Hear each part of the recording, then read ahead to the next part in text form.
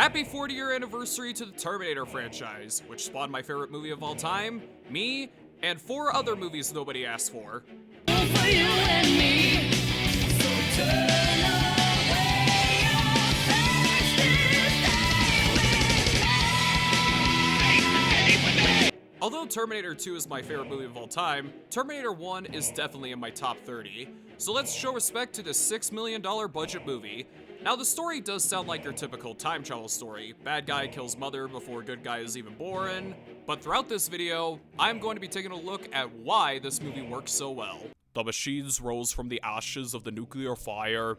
Their way to exterminate mankind had raged for decades.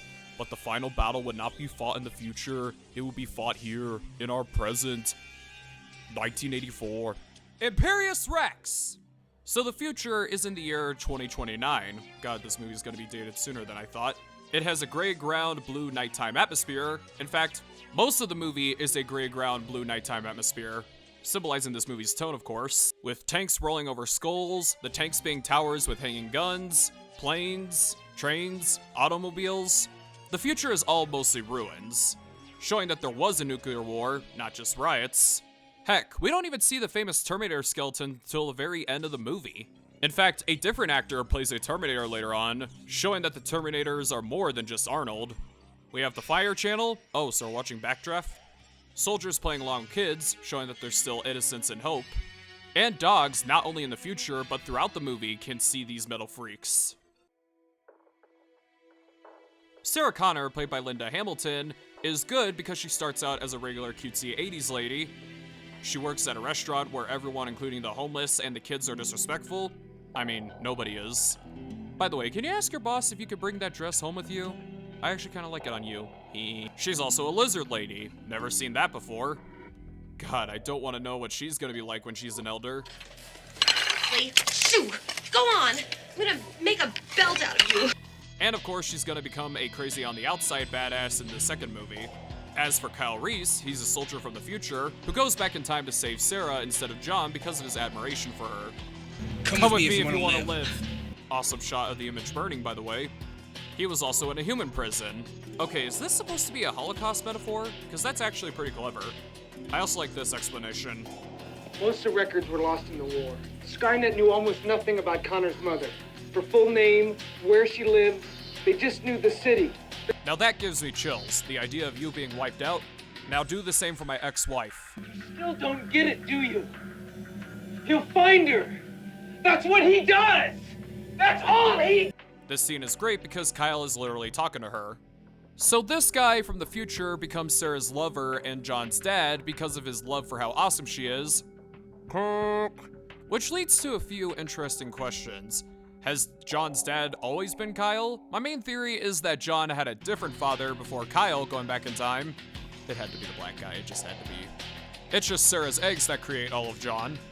In that case, I'll take Vince Vaughn as my dad. My main point to prove this theory is, of course, Sarah became a badass in the second movie. But in this first movie, they make the dialogue feel like it all happened during the 6 days of the Terminators. Anyone get that reference? And here's another question. What happened to this cold-blooded midget? First, we got Kyle Reese's entrance, where he is stealing clothes from homeless people. Ah, what I do every Thursday night. And he's sneaking to steal clothes in a mall clothes store? Sorry folks, I don't know what that store is. We have the Neon Club. Seriously, this movie is hella 80s. Which includes pushing people out of the way, the red spot on Sarah almost becoming the blood spot on Sarah, a gun and glass shattering show. When we get outside, the Terminator smashes his arm into the window, the Terminator hijacking a police car and driving on the sidewalk. We have the garage shootout, which includes 2 guns and 2 cars on the opposite side of the parking lot shooting each other. We have under the bridge with the car getting shredded, gun wounds in the other car, then the Terminator doing a hit and run just in time the police show up. Damn, if only O.J. Simpson did that. We have the police shooting, where this guy leaves so he's not going to see anything what happens next. The Terminator driving into the front door, the Terminator checking every room, 1 gun for 1 room, 1 gun for the other, and the same gun used last time for a new room, and the cycle goes on and on. The Terminator is blacking out the whole place, or what I do at vape stores to mess with them every Saturday night. he's shooting the office glass. And when Bishop comes around, the Terminator uses both guns to kill him. Perfect ending, if I must say. We have the traffic tunnel, where Kyle is using dynamite, the Terminator hijacks a car, then a piece of dynamite is shoved in the gas pipe in the truck, and then... We'll get to the final scene later. Alrighty, my mascot is in this movie, so how can this go? Penis! To be fair, as a Terminator myself, you are naked when you go back in time. Anyway, although he's a good guy in the next movie, that was a different Terminator. One of the better things to come out from that movie, Arnold's body type definitely fits this killer robot. What also makes the Terminator unique is his choice of clothing. At one point, he's wearing a gray spiky jean jacket with chains, which not only makes him look gangsta, but also fits for him as the villain in this movie. I like to have the headcanon that the black clothes are for the good guy Terminator in the second movie. And of course, at the end, he has the black leather jacket and his famous sunglasses. I know the Austrian accent is his real accent, but it definitely works for a fictional killing robot like the Terminator. Your clothes. Give them to me. Fuck you, asshole! Miss you, Bill Paxton. Fuck you, asshole. I'll be back. And I'm sorry, but up until now, I've always underestimated the body explanation scene in all my years of watching this movie. Living it's real human tissue. Flesh, skin, hair, blood grown for the cyborgs. Sweat, bad breath, everything. It can't be bargained with. It can't be reasoned with. It doesn't feel pity or remorse or fear. And it absolutely will not stop. Ever. Until you are dead. I like that he kills a gun store owner after buying the guns. I'm surprised those ever existed in LA. Okay, political jokes aside, I'm surprised that hasn't happened in real life yet, at least in the United States. Hey, what you doing? Come and get me. What? What makes his search for Sarah great is that he's killing many women with similar names via phone book. There's a dark atmosphere when the Terminator is shooting Sarah's roommate, and then showing his dick to her dead eyes. I guess he shot the second girl so violently because he was robo-pissed. Damn it, I got the wrong lady again. This movie also feels like a horror movie because of him. Trust me, it's a lot creepier to have just a random-ass dude with a gun kill your parents or just kill random women instead of just some fucker in a mask and a knife.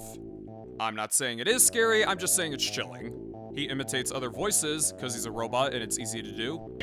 This is 1L19, westbound and Olympic approaching Overland. 1L19. I love you too, sweetheart. Hey, where are the white women at? Hey, motherfucker. We got us another crazy nigga here with a gun. No way the queen is gonna be looking at no walking fortune cookie. I'm gonna make love. The scene where he cuts his eye out is brutal. Then we get a puppet Schwarzenegger with a Terminator eye. You know, since that Arnold is a big dude and Linda Hamilton is a woman, I wonder what she did to that puppet behind the scenes. The eye shrinks back and forth, by the way. We got blood on the towel. And when the puppet Schwarzenegger puts the glasses back on, he turns back into the real Schwarzenegger. Fun fact, I tried doing that myself and guess what the outcome was. It's not worth it. It's permanent for humans. I don't recommend it. We then have the cut open arm, where we see the metal wires controlling the fingers. We then see it become Two-Face from Batman in one scene, which is obviously a puppet, but it's still pretty cool. Speaking of horror, his endoskeleton. It's a full-on metal human skeleton, but he has red eyes, human teeth, wired hips, and no ribcage or lungs, just a full-on block for the chest. No penis this time, oil mold armpits, the B-52's fanboy in his programming. Like I said in my Ghostbusters review, stop motion was the original CGI, and I definitely think the stop motion movements is what helps the scare factor of this character.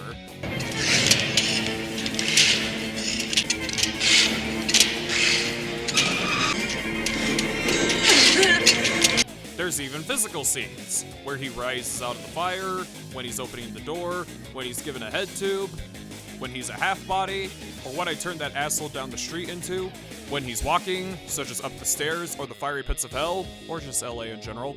And even when he's grabbing onto Sarah and then getting crushed, even he's physical. With a bit of animated lightning here and there. Please bring movies like this back. Then, as a perfect ending scene, a Mexican kid takes a picture of Sarah, and it's the same picture throughout the movie. The same Niño Den warns that a Maldita Tormenta de Arena is coming, and then she rides off into the California-Mexican border sandstorm. Oh shit! Oh shit!